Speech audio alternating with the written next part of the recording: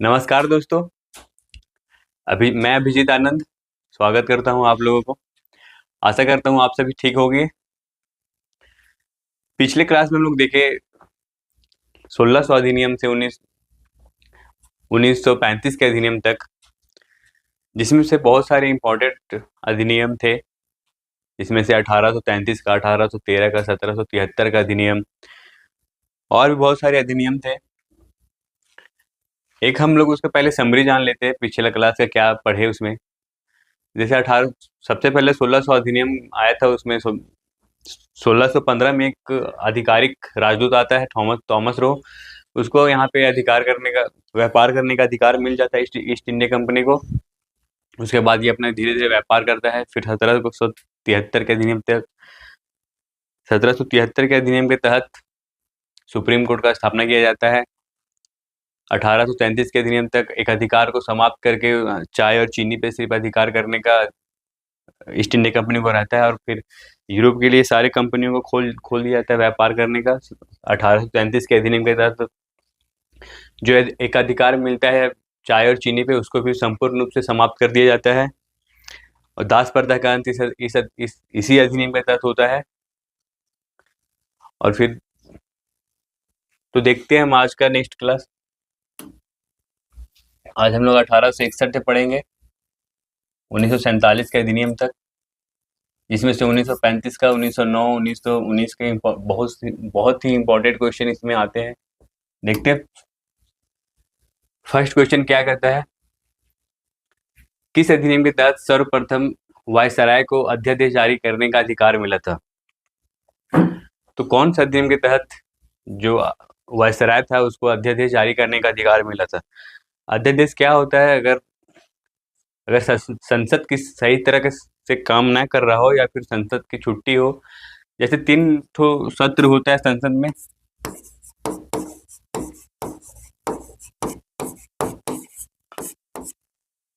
Monsoon सत्र, budget सत्र और एक शीतकालीन सत्र।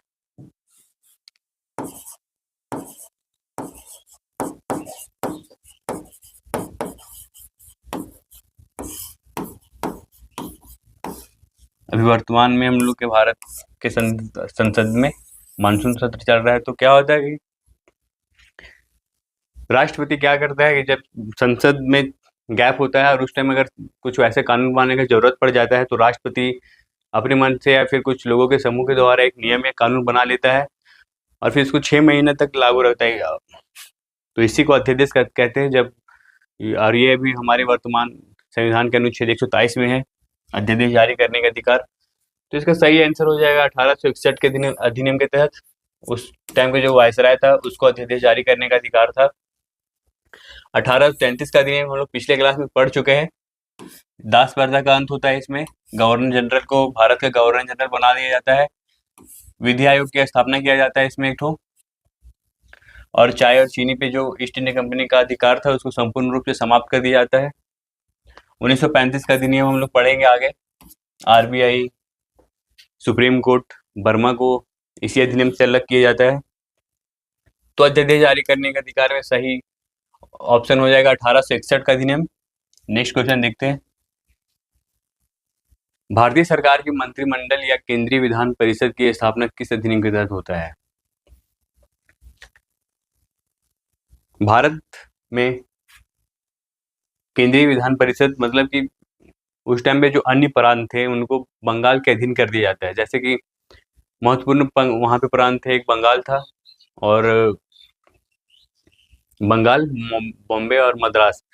तो वहां पे जो बॉम्बे और मद्रास का रहता है उसको बंगाल के अधीन कर दिया जाता है। इसी को केंद्रीय विधान परिषद की स्थापना कहा जाता है। ये भी 1861 के अधिनियम के तहत होता है। 1919 का अधिनियम हम लोग पढ़ेंगे और 1935 के अधिनियम में हम लोग देखें आरबीआई का स्थापना किया जाता है। तो इसका सही आंसर हो जाएगा 1861 का अधिनियम। नेक्स्ट क्वेश्चन देखते हैं। गवर्नर जनरल की परिषद में वृद्धि करके पहली बार एक अलग विधायी मिशनरी का निर्मित किया जाता है। ये भी 1861 के अधिनियम के तहत किया जाता है।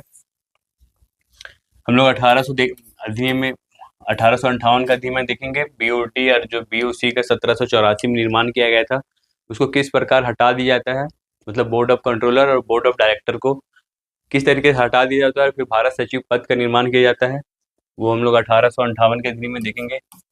इसका सही आंसर हो जाएगा ऑप्शन बी, 1861 का अधिनियम। नेक्स्ट क्वेश्चन देखते हैं। अप्रत्यक्ष निर्वाचन प्रणाली की शुरुआत किस अधिनियम के तहत होता है? अप्रत्यक्ष मतलब इनडायरेक्ट। उस टाइम जो चुनाव करने का अधिकार था वो इनडायरेक्ट था, अप्रत्यक्ष था। उनको पूर्ण रूप से मतलब प्रत्यक्ष अधिकार नहीं है, तो 1909 के अधिनियम में इनको प्रत्यक्ष निर्वाचन दिया जाता है। तो इसका सही आंसर हो जाएगा भारत परिषद अधिनियम 1892 में अप्रत्यक्ष निर्वाचन, और आगे देखेंगे 1909 में इसको प्रत्यक्ष कर दिया जाता है। नेक्स्ट क्वेश्चन देखेंगे। भारत परिषद अधिनियम 1861 के निम्नलिखित में से क्या क्या प्रावधान किए गए थे? सर्वप्रथम वायसराय को अध्यादेश जारी करने का अधिकार मिला था 1861 का अधिनियम के तहत, देख चुके हैं हम लोग। केंद्रीय विधान परिषद की स्थापना की जाता है। भारत में सर्वप्रथम प्रतिनिधि सरकार की बुनियादी डाली जाती है। तो इसको सही, ये तीनों ऑप्शन सही है, तो इसका सही आंसर ऑप्शन डी हो जाएगा। नेक्स्ट क्वेश्चन देखते हैं। विधान परिषद में भारतीयों को बजट पे बहस करने या प्रश्न पूछने का अधिकार किस अधिनियम के तहत मिलता है? पहले क्या था कि जो बजट जारी किया जाता है वायसराय के द्वारा भारत के लोगों के लिए, तो उसमें किसी को अधिकार नहीं था कि आप बजट पे सवाल कर सकते हैं या उस पर आप प्रश्न पूछ सकते हैं। तो 1892 का अधिनियम क्या होता है कि आप बजट से रिलेटेड कुछ भी सवाल पूछ सकते हैं, लेकिन उसकी सूचना आपको 6 दिन पहले देना पड़ेगा कि हम इसको लेके बजट में क्वेश्चन करेंगे या फिर बहस करेंगे। लेकिन क्या था कि जो हम क्वेश्चन करेंगे उसको बाध्य नहीं, मतलब वो बाध्यकारी नहीं है कि वो उसका जवाब देंगे, चाहे तो वो आपके क्वेश्चन का जवाब नहीं भी दे सकते हैं, उसमें यह अधिकार था। तो वो ऐसा कोई, यह 1892 का अधिनियम के तहत किया जाता है बजट में सवाल या बहस करने का अधिकार। लेकिन इसका कुछ इम्पोर्टेंट नहीं था, क्योंकि अगर जब अधिकारी नहीं है तो फिर जवाब देंगे ही नहीं, तो फिर हम सवाल करेंगे क्यों? तो इसका सही आंसर हो जाएगा भारत परिषद अधिनियम 1892 का। 1861 में हम लोग देख चुके हैं, अध्यादेश जारी करने का अधिकार मिलता है वायसराय को, केंद्रीय विधान परिषद की स्थापना, और 1935 हम लोग नेक्स्ट आगे देखेंगे। तो इसका सही आंसर हो जाएगा 1892 में बजट पे सवाल या बहस करने का अधिकार। नेक्स्ट क्वेश्चन देखते हैं। मार्ले मिंटो सुधार किस वर्ष पारित किया गया था? 1909 में दो व्यक्तियों के द्वारा, ये मार्ले मिंटो, ये दो व्यक्ति हैं। मार्ले उस टाइम भारत सचिव हुआ करते थे,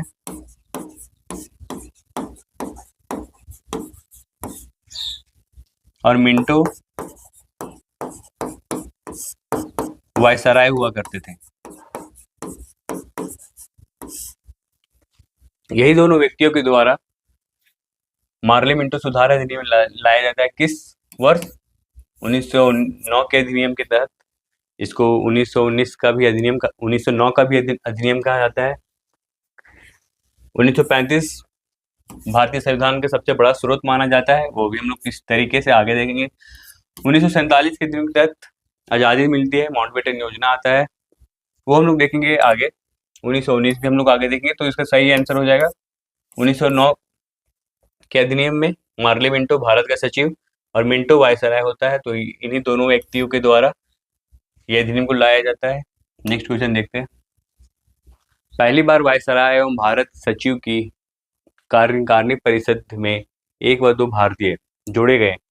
पहले क्या था कि जो भारत में वायसराय थे, तो उनके जो भी समूह थे या फिर उनके जो आसपास के लोग थे, वो सभी अंग्रेज थे। तो इसी अधिनियम के तहत, 1909 का अधिनियम के तहत, भारत के वायसराय में एक व्यक्ति और भारत सचिव की सहायता के लिए उसमें दो व्यक्ति के जोड़े गए थे। वायसराय की जोड़ने वाले, जो वायसराय की कार्यकारिणी में एक व्यक्ति जोड़े, वो थे एसपी सिन्हा, सत्येंद्र प्रकाश सिन्हा। इसको लॉर्ड का उपाधि इस नदी में दिया जाता है, क्योंकि जब उसमें जोड़ दिया गया है वायसराय की कार्यकारिणी परिषद में, इसलिए उसको लॉर्ड की उपाधि मिल जाता है। जो दो व्यक्ति भारत सचिव की सहायता के लिए बनाया जाता है, वो थे केसी गुप्ता और सैयद हुसैन बिलग्रामी।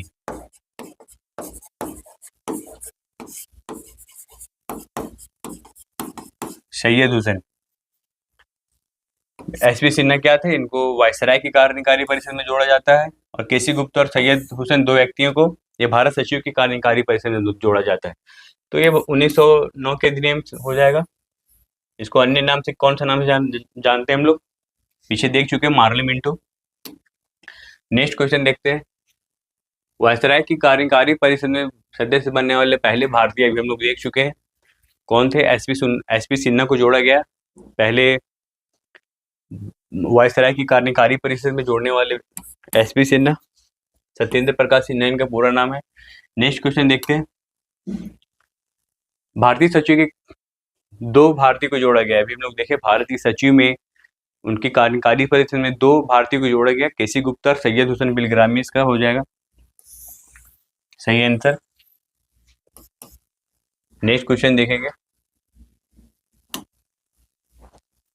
गांधी जी ने किस अधिनियम को सर्वस्व नाश करने वाला अधिनियम कहा था? क्यों कहा था? क्योंकि 1909 के अधिनियम के पहले क्या था कि भारत में हिंदू और मुस्लिम के बीच एकता थी। उन लोग के जो बीच जो भी वर्तमान में हम लोग देख रहे हैं किस तरीके से दोनों के बीच धर्म के नाम पे दंगे हो रहे हैं, ये पहले नहीं हुआ करता था। तो 1900 जब 9 का अधिनियम आया तो उन दोनों को अलग अलग निर्वाचन क्षेत्र दे दिए गए। अल्पसंख्यक हुआ करते थे, जैसे पारसी थे, बौद्ध थे, जैन थे, एग्लो इंडियन, तो इनको आरक्षण दिया गया इस अधिनियम के तहत। और मुस्लिमों को अधिक अधिक मतलब उसका अलग निर्वाचन क्षेत्र उनको दिया गया। कहने का मतलब है कि जैसे अभी वर्तमान में कोई भी चुनाव में कोई हिंदू खड़ा है या मुस्लिम खड़ा है तो उसको वोट सारे को देंगे, लेकिन जब इनको 1909 में दिया गया तो जो मुस्लिम अगर कहीं पे चुनाव के लिए खड़ा होते हैं तो उनको सिर्फ मुस्लिम लोग ही वोट कर सकते थे। तो इसका यही मतलब है कि जो उनको 1909 के अधिनियम के तहत उनको अधिक निर्वाचन क्षेत्र, अलग निर्वाचन क्षेत्र दे दिए गया 1909 के अधिनियम। और इसको हिंदू मुस्लिम के बीच खाई पैदा करने का काम करती है, इसीलिए गांधी जी ने इसे सर्वस्व नाश करने वाला अधिनियम कहते हैं इसको। इसमें सांप्रदायिक निर्वाचन प्रणाली भी स्टार्ट हो जाता है। यही सब कारण की वजह से इसको गांधी जी ने सर्वनाश करने वाला अधिनियम कहा जाता है। कौन सा अधिनियम? भारत परिषद अधिनियम या मार्ले मिंटो, एक ही है दोनों। नेक्स्ट क्वेश्चन देखते हैं। भारत परिषद अधिनियम 1909 के निम्नलिखित मुख्य में से क्या प्रावधान थे? हम लोग देखें, पृथक सांप्रदायिक निर्वाचन प्रणाली ये दिया गया था, किसको दिया गया था? मुस्लिम लोगों को दिया गया था। विधान परिषद के कार्य में वृद्धि किया गया। वायसराय एवं भारत सचिव की परिषद में भारतीयों की भागीदारी बढ़ी। देखे भी हम लोग वायसराय में जुड़ने वाला एसपी सिन्हा।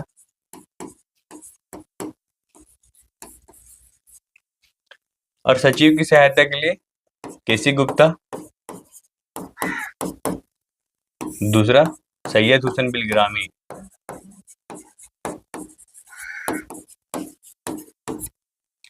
तो इसका डी हो जाएगा। उपयुक्त में से ये सारे कथन सही है, तो इसका ऑप्शन डी। नेक्स्ट क्वेश्चन देखते हैं। निम्न में से किस अधिनियम को मॉन्टेग्यू चेम्सफोर्ड सुधार के नाम से जाना जाता है? जैसे 1909 का अधिनियम के तहत मार्ले मिंटो थे, तो 1909 में मॉन्टेग्यू और चेम्सफोर्ड थे। इसमें भी मॉन्टेग्यू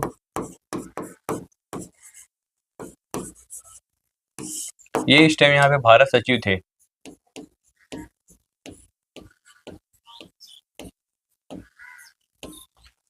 चेम्सफोर्ड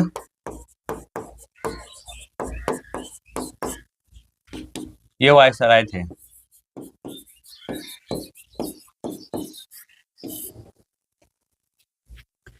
इसको 1919 का अधिनियम कहा जाता है। ये अधिनियम 1918 में प्रकाशन होता है। मतलब होता है कि वो 1818 में आता है और 1921 में इसका स्थापना किया जाता है। किसको? 1919 का अधिनियम को, भारत शासन अधिनियम, या फिर मॉन्टेग्यू चेम्सफोर्ड। ऑप्शन ए कह रहा है 1861 में अध्यादेश जारी करने अधिकार मिला था। 1892 में क्या था? बजट पे सवाल या बहस करने का अधिकार था, लेकिन वायसराय बाध्य नहीं होगा कि इसका हम उत्तर दें। 1935 का अधिनियम आगे देखेंगे। 1919 में महत्वपूर्ण कार्य किए जाते हैं, वो हम लोग आगे है। प्रांतों में वैध या द्वैत शासन की स्थापना किस अधिनियम के तहत किया जाता है? द्वैत शासन कहने का मतलब डायरेक्टरी सिस्टम। वहां पे 1919 के अधिनियम के तहत 8 राज्यों में द्वैत शासन की स्थापना किया गया था। प्रमुख है जैसे उसमें था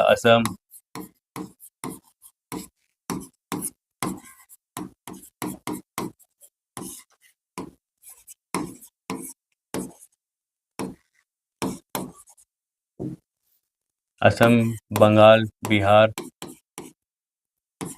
उड़ीसा,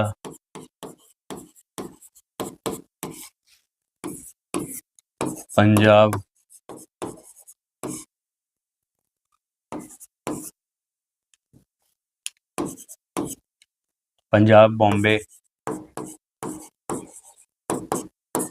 मद्रास,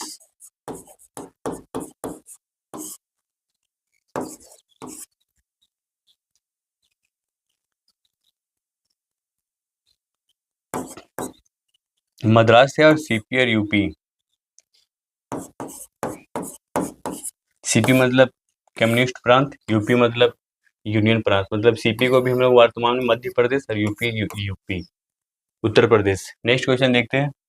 तो इन्हीं 8 राज्यों में सर्वप्रथम 1919 के अधिनियम के तहत द्वैत शासन का स्थापना किया जाता है। नेक्स्ट क्वेश्चन देखते हैं। केंद्र में द्विसदनीय व्यवस्था की स्थापना किस अधिनियम के तहत होता है? अभी वर्तमान में हम लोग देख रहे हैं संसद के 2 सदन, लोकसभा और राज्यसभा। तो 1919 के अधिनियम तहत द्विसदन का निर्माण किया गया था, उच्च सदन और निम्न सदन।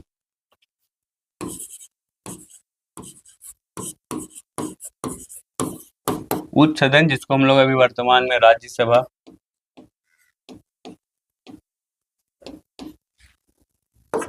निम्न सदन केंद्रीय विधान परिषद।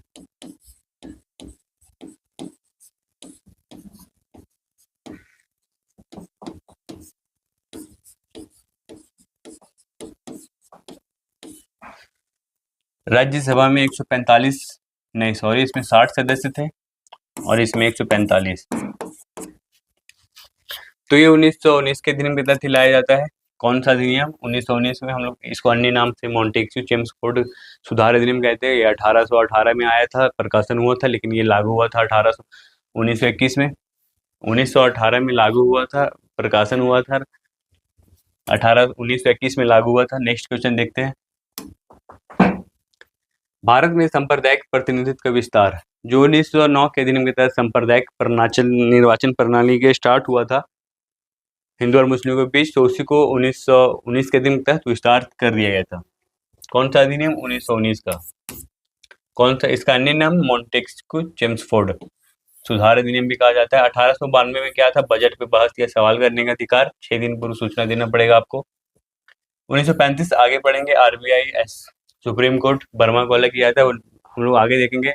इसका सही आंसर हो जाएगा भारत शासन अधिनियम 1919 के तहत सांप्रदायिक प्रतिनिधित्व का विस्तार किया जाता है। Next question. 1919 के भारत शासन अधिनियम के तहत किस वर्ग को सांप्रदायिक प्रतिनिधित्व के आधार पर आरक्षण दिया गया था? जो 1919 का अधिनियम था, जो 1919 में जो 1909 में उनको आरक्षण मिला था अल्पसंख्यकों को, जैसे मुस्लिम थे, जैन थे, पारसी थे, बौद्ध धर्म के थे, एंग्लो इंडियन थे, तो इनको अपने अपने इलाके में कुछ आरक्षण दिया गया ताकि वे अपना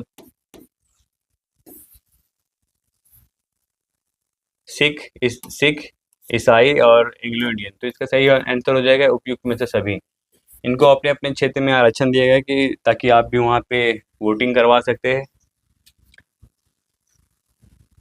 नेक्स्ट क्वेश्चन देखते हैं। महिलाओं को वोट देने का अधिकार किस अधिनियम के तहत हुआ? 1919 के अधिनियम के पहले क्या था कि जो भारत में भी चुनाव होते थे तो उसमें सिर्फ पुरुषों को वोट करने का अधिकार था। तो 1919 के अधिनियम के तहत महिलाओं को भी वोट देने का अधिकार दिया गया, ये 1919 का अधिनियम के तहत। और पूरे विश्व में 1893 में न्यूजीलैंड में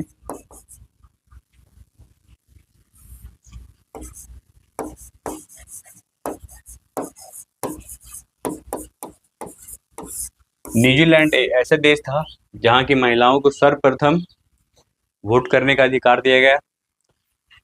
फिर वहां से प्रेरित होकर लगभग सभी देशों में आज महिलाओं को ये अधिकार है कि आप भी राजनीति में भाग ले सकते हैं, वोट दे सकते हैं, अपने मनपसंद शासक चुन सकते हैं। तो ये 1919 के अधिनियम के तहत किया गया। 1947 के अधिनियम किस तरीके से भारत को आज़ादी मिलती है नेक्स्ट क्लास में देखेंगे। 1892 में क्या था, बजट पे सवाल पूछने का अधिकार दिया गया। तो इसका सही आंसर हो जाएगा ऑप्शन बी, महिलाओं को वोट देने का अधिकार इसी अधिनियम के तहत दिया गया। नेक्स्ट क्वेश्चन देखते हैं, केंद्रीय लोक सेवा आयोग की गठन की सिफारिश किस प्रयासों से किया गया। यूपीएससी मतलब इसका है, तो इसका कब हुआ गया यूपीएससी का गठन, किस समिति की सिफारिश पे किया गया। उस टाइम वहाँ पे ली नामक व्यक्ति था, इसी के द्वारा एक लोगों के द्वारा संगठन बनाया गया और 1924 में इसका निर्माण हुआ और 1926 में अपना ये रिपोर्ट देता है। तो इसका सही आंसर ली आयोग हो जाएगा। इसमें महत्वपूर्ण ये क्या कहा था कि 40% ब्रिटिश थे, ब्रिटिशियन थे, 40% भारतीय और जो 20% बचे हुए हैं वो प्रांत से होंगे, संयुक्त प्रांत से।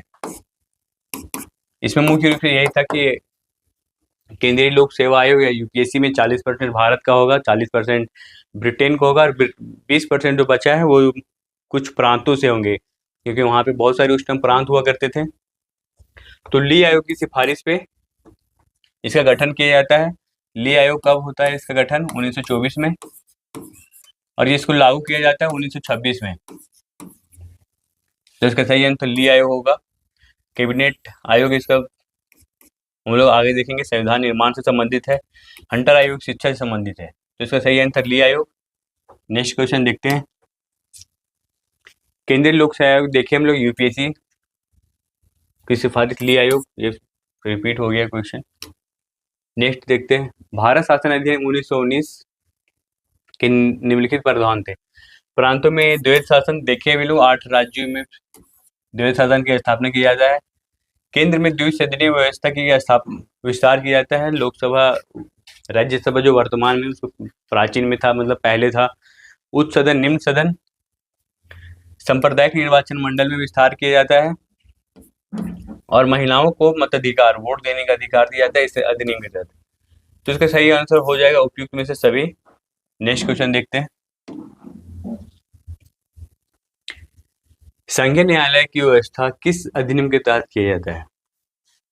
हम लोग पिछले क्लास में देखे थे कि जो एक सुप्रीम कोर्ट 1773 में 1773 के अधिनियम के तहत 1774 में सुप्रीम कोर्ट का स्थापना किया था, वो था जो कलकत्ता में, वो हम लोग नेक्स्ट क्लास में पढ़ चुके हैं। उसकी प्रमुख थे एलिजा एम पे और उसकी सहायता के लिए 3 और अन्य सदस्य हुआ करते थे।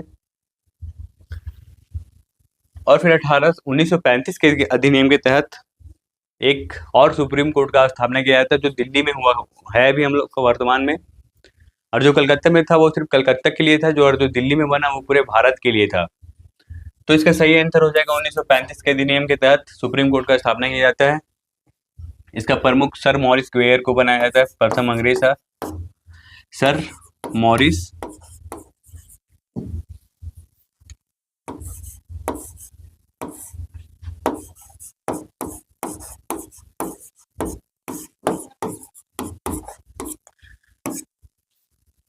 इसका प्रमुख बनाया गया। इस सहायता के लिए 4 अन्य सदस्य थे।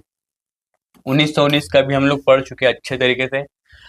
जैसे इसमें एक महिलाओं को वोट देने का अधिकार दिया गया, प्रांतों में द्वैध शासन लाया गया और द्विसदनी की व्यवस्था की गई। 1919 के दिन के तहत ली आयोग बनाया जाता है जो यूपीएससी के लिए सिफारिश करता है। 1935 के दिन के तहत सुप्रीम कोर्ट का स्थापना दिल्ली वाला होता है।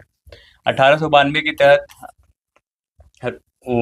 बजट पे सवाल जवाब करने का अधिकार दिया गया था।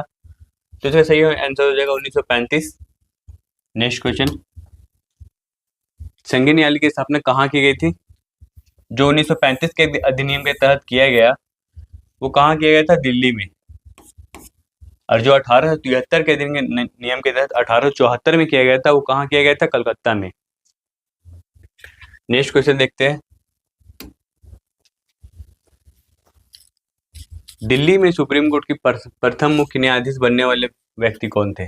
जो 1935 के अधिनियम के तहत सुप्रीम कोर्ट का स्थापना किया गया दिल्ली में, उसका एक प्रमुख चीफ जस्टिस किसको बनाया गया? सर मॉरिस ग्वेयर को। इसी को सुप्रीम कोर्ट का चीफ जस्टिस बनाया जाता है। एलिजा इम्पोक हम लोग पिछले क्लास में देखे थे, ये कलकत्ता में था, कलकत्ता वाला का चीफ जस्टिस था। तो इसका सही आंसर हो जाएगा ए, सर मॉरिस ग्वेयर, दिल्ली वाला सुप्रीम कोर्ट का चीफ जस्टिस। भारतीय रिजर्व बैंक की स्थापना किस अधिनियम के तहत होती है? जो हमारे अभी वर्तमान में मुंबई में स्थित आरबीआई है, रिजर्व बैंक ऑफ इंडिया, जिसको नोट छापने का अधिकार है, सभी बैंकों को बैंक कहते हैं उसको, आरबीआई को। इसकी स्थापना कब हुई थी? 1935 के अधिनियम के तहत किया जाता है। कहाँ पे किया जाता है? दिल्ली में किया जाता है, और लगभग 5 करोड़ रुपए बजट के साथ इसका निर्माण किया जाता है। तो इसका सही आंसर हो जाएगा 1935 के अधिनियम के तहत 1 अप्रैल 1935 को इसका स्थापना किया जाता है।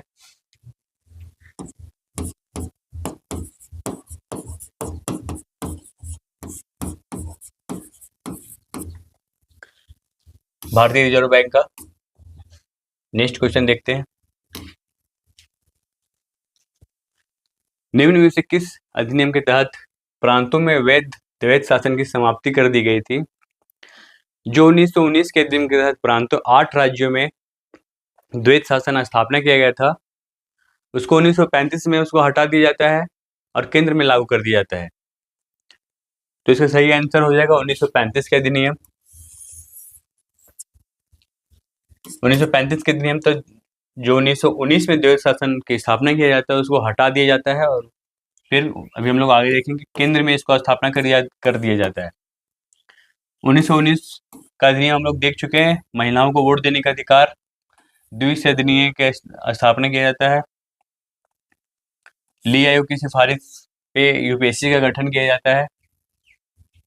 1892 का अधिनियम में बजट पे सवाल या बहस करने का अधिकार। और तो इसका सही आंसर ऑप्शन सी, भारत सरकार अधिनियम 1935 के तहत समाप्त कर दिया जाता है और केंद्र में लागू किया जाता है। निम्न में से किस अधिनियम के तहत प्रांतों को स्वायत्तता दी गई? जब 8 राज्यों में जब द्वैध शासन को हटा दिया जाता है तो वहां के मतलब हो गया है कि वहां पे अब वायसराय के अधीन नहीं रहेंगे। वहां पे चुनाव होगा, लोग शासन में भाग लेंगे, वोट करेंगे, अपना मनपसंद प्रतिनिधि को चुनेंगे, और जो वहाँ पे चुनाव करके जो जीतेगा वो अपना लोगों के लिए नियम कानून बना सकता है, वहाँ का सीमा में परिवर्तन कर सकता है। तो ये 1835 के अधिनियम के तहत ही इसको प्रांतों को स्वायत्तता दिया जाता है, मतलब कि अब उसको डोमिनियन स्टेट बना दिया जाता है, वो अब केंद्र के अधीन नहीं रहेंगे, उनको स्वतंत्र किया जाता है। और फिर वहाँ पे चुनाव होगा 1937 में, हम लोग भी आगे देखेंगे। 1947 के अधिनियम, इसको भारत का स्वतंत्रता अधिनियम भी कहा जाता है। इसी के अधिनियम भारत की आज़ादी मिलती है। 1892 में लोग पीछे पड़ चुके, बजट से रिलेटेड था। तो इसका सही आंसर ऑप्शन ए, 1935 के अधिनियम के तहत। प्रांतों में प्रांतीय चुनाव किस वर्ष किए जाते हैं? जब प्रांतों में द्वैध शासन की स्थापना, मतलब जो हटा दिया गया, तो अब मतलब कि वो स्वतंत्र है, तो मतलब वहाँ पे अब चुनाव होगा, और जो चुनाव में जीतेगा वहाँ पे वो शासन करेगा।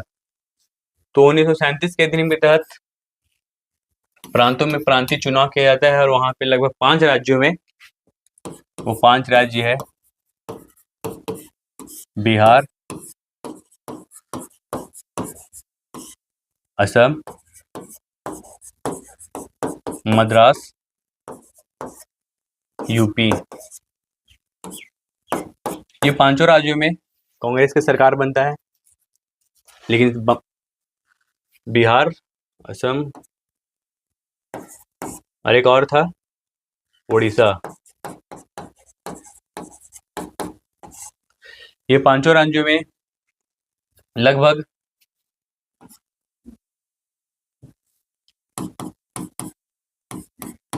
1485 सीट पे चुनाव होती है, जिसमें 707 सीट कांग्रेस लाती है और 482 सीट मुस्लिम लीग लाती है। और फिर यहाँ पे फिर 707 वोटों के साथ कांग्रेस का सरकार बन जाता है ये 5 राज्यों में। लेकिन ये जो सरकार बनती है मात्र 28 महीने ही चल पाती है। क्यों? क्योंकि हम लोग देखे हैं 1939 से 1945 से पूरे विश्व में एक सेकेंड वर्ल्ड वॉर स्टार्ट था। 1939 से 45 तक चला था।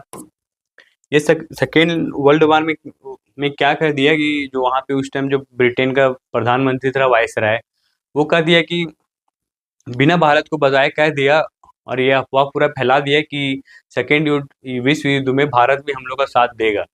लेकिन ऐसा नहीं था, भारत इसका साथ नहीं देता है और ना ही दिया था।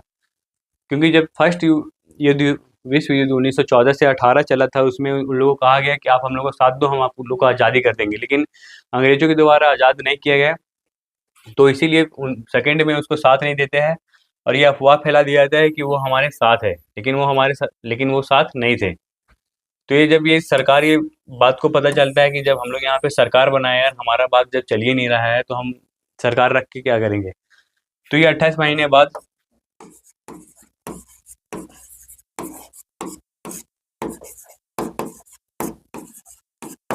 इस्तीफा दे देते हैं, रिजाइन कर देते हैं अपने पद से।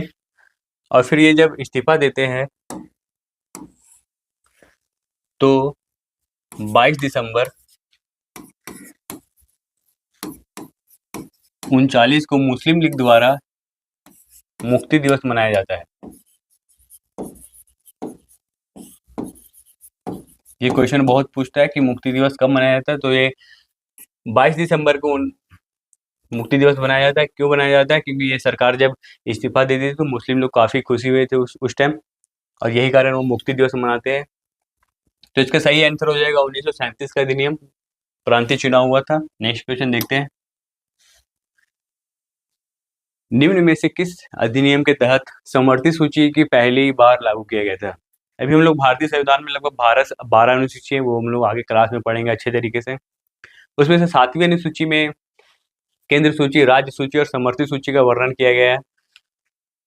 तो यही सूची जो था समवर्ती सूची, ये 1935 के अधिनियम तहत लाया गया और समवर्ती सूची भारतीय संविधान में ऑस्ट्रेलिया से लिया गया है।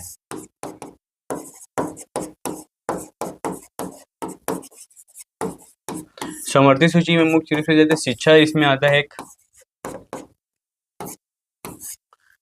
समवर्ती सूची में क्या होता है, जैसे तीन अनुसूची, एक केंद्र सूची में सिर्फ केंद्र को कानून बनाने का अधिकार है, राज्य सूची में सिर्फ राज्य को कानून बनाने का अधिकार है, लेकिन समवर्ती सूची में केंद्र और राज्य दोनों को कानून बनाने का अधिकार है, लेकिन ज्यादा पावरफुल केंद्र का कानून होता है इसमें। तो समवर्ती सूची किस अधिनियम के तहत लाया गया? 1935 का अधिनियम। 1919 का अधिनियम हम लोग देखे, महिलाओं को वोट करने का अधिकार, द्विसदन की स्थापना और ली आयोग की स्थापना किया जाता है 1924 में यूपीएससी के लिए। इसका सही आंसर हो जाएगा भारत शासन अधिनियम 1935। 1935 में अन्य क्या किया गया इसमें? आरबीआई की स्थापना, सुप्रीम कोर्ट की स्थापना, और एक और किया जाएगा इसमें, बर्मा को अलग किया जाएगा, वो हम लोग नेक्स्ट देखेंगे। चलते हैं आज के हम लोग अंतिम पड़ाव पे। अंतिम क्वेश्चन, निम्नलिखित में से किस अधिनियम के तहत वर्मा को अलग किया गया? वर्मा देश, जिसको हम लोग वर्तमान में म्यांमार के नाम से जानते हैं, इसको भारत शासन अधिनियम 1935 के तहत उसको एक अलग राष्ट्र का दिया गया। वो पहले भारत में ही था, अखंड भारत में था, तो इसको 1935 में अलग कर दिया जाता है। किस अधिनियम के तहत? भारत शासन अधिनियम 1935 के तहत बर्मा को अलग कर दिया जाता है। तो ये आज हमारे अंतिम क्वेश्चन था। आशा करता हूँ कि आप लोगों को क्लास अच्छी लगी होगी। हम लोग को 2 क्लास लगभग हो चुका है, तो पार्ट 1 और ये पार्ट 2 था, तो पार्ट 1 और पार्ट 2 आप लोग अच्छे से रिवाइज कर लेंगे। इससे आगे हम लोग कल की क्लास में करेंगे 1947 के अधिनियम के तहत भारत की आज़ादी तक। भारत और पाकिस्तान के 2 भागों में बांट जाए, तो वहाँ तक हम लोग कल करेंगे ये क्लास। आशा करता हूँ कि आप लोग को अच्छी लगी होगी। Thank you.